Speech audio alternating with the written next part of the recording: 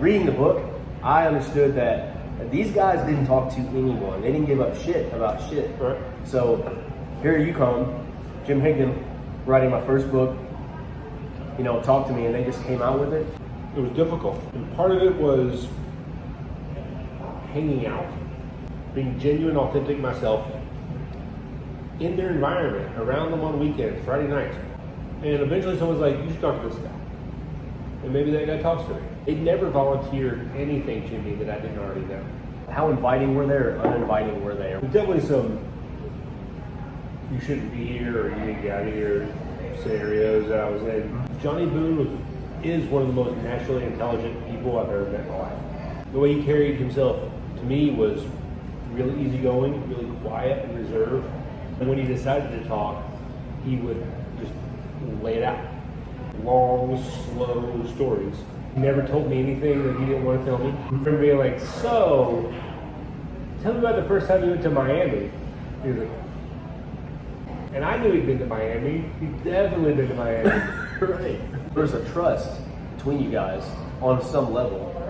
Otherwise, he would never open his mouth. You know about Goodfellas because Henry Hill was a rat. He ratted out the whole thing and then wrote a book about it.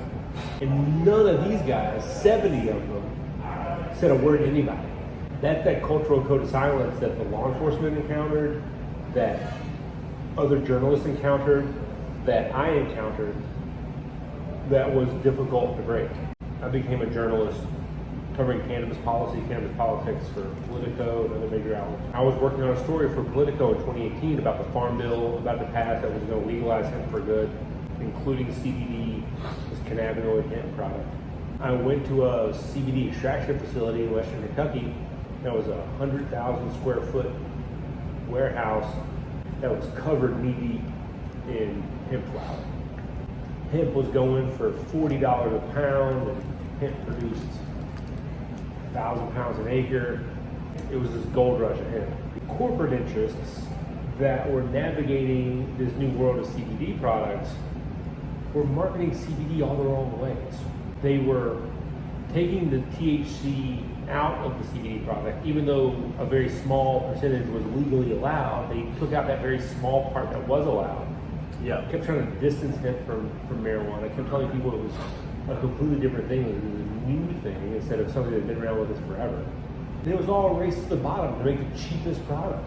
No one was grasping or understanding Kentucky's role in the history of American hemp and how Kentucky led the American hemp market for a century or longer.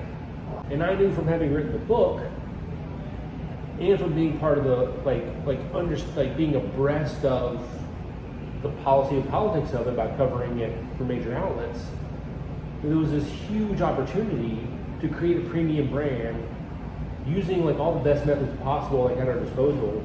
None of these corporate jokers were making the right decisions. There's some of these Cornbread guys that by 2018 were already in the field with a brand. No one was using Cornbread as a brand name. My first cousin, Eric Zipperly, was exiting his second e-commerce venture after he got his MBA. We met up at Thanksgiving. I told him what I knew, and he told me what he knew, and we decided to start a business together. This is what's left of ribs and mac and cheese at Four Pegs in Germantown. For real. Yeah. Yeah. Four Pegs is where it's at. Well, hey, thanks for talking to me. And look, I really appreciate it. We're gonna have to that because we're both sauced up. Disgusting. Anyway, thanks, Jim. My guest is Jim Higdon. This has been an absolute pleasure. Thank you. Thanks, Al.